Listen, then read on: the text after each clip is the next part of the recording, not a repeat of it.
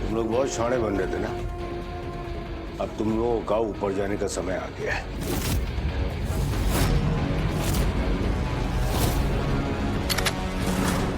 देखो वर्दा, तुम चाहे तो मेरी जाने दो, लेकिन रीत को जाने दो। नहीं राघव, मैं कहीं नहीं जाऊंगी। आप जाइए, मैं यहीं रहूंगी।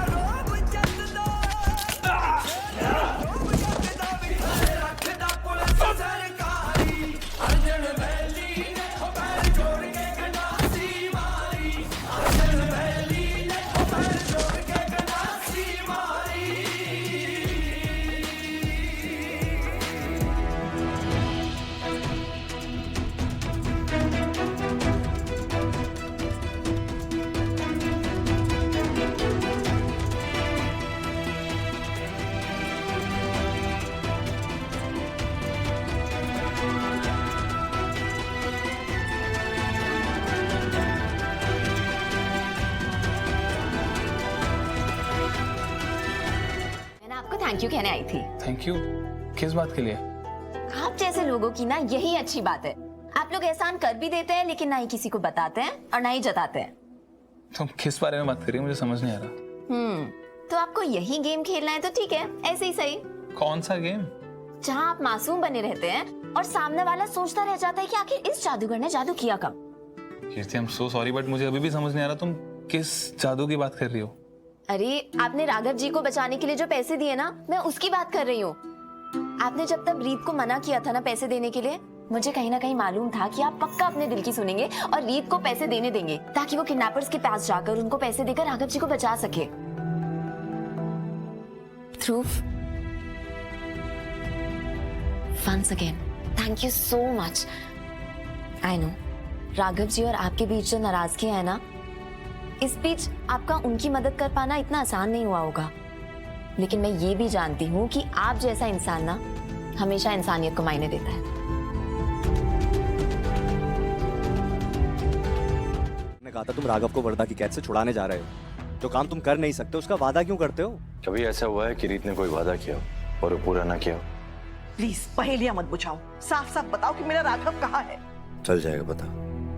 राघव, वो ध्रुव, एक्सक्यूज मी, मुझे ध्रुव से बात करनी है। डॉक्टर ने तुम्हें पाँव पे जोर डालने के लिए मना किया है। ध्रुव! रीत!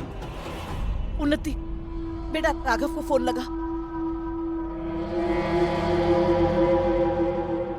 भैया आ गए। थैंक गॉड आप सही हैं। पता है हम सब कितना डर गए थे आपके लिए। आप ठीक हो ना भैया? हाँ। आपको इतनी चोट कैसे लग गई? उन्नति बिटिया, तेरा भाई मौत के मुंह से बचकर आया है। ये छोटी सी चोट तो उसके आगे कुछ भी नहीं।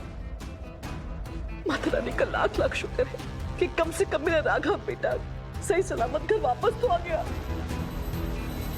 कम से कम एक तो ढंग का काम किया है रीत ने।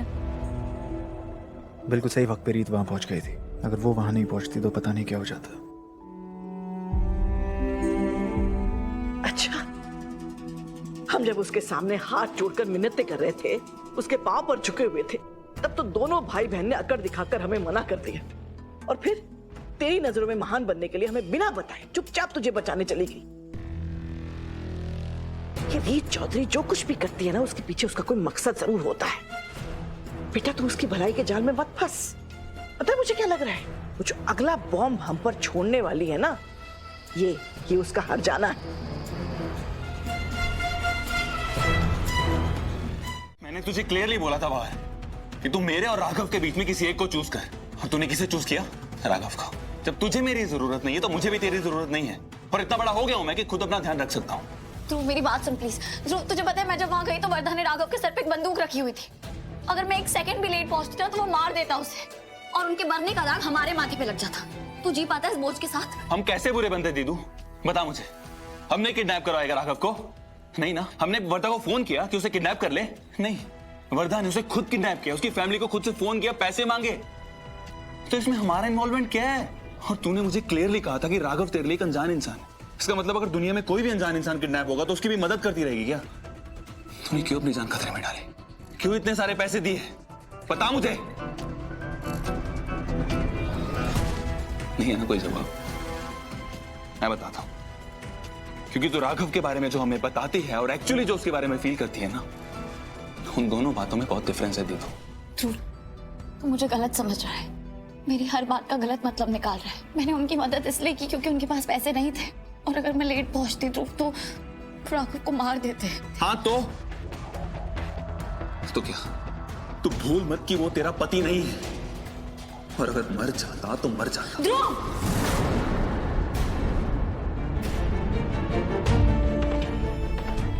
मिल गया सबूत। ये बात क्लियर हो गई कि तू मेरे ऊपर राघव को रखती है दीदू। लेकिन अब मेरे में इतनी ताकत नहीं है, ना इतनी हिम्मत है कि मैं खड़े खड़े ये देख सकूं कि वो राघव जिसने मेरी फैमिली मुझसे छीन ली, वो मेरी दीदू को भी मुझसे छीन लेगा। नहीं ध्रुव,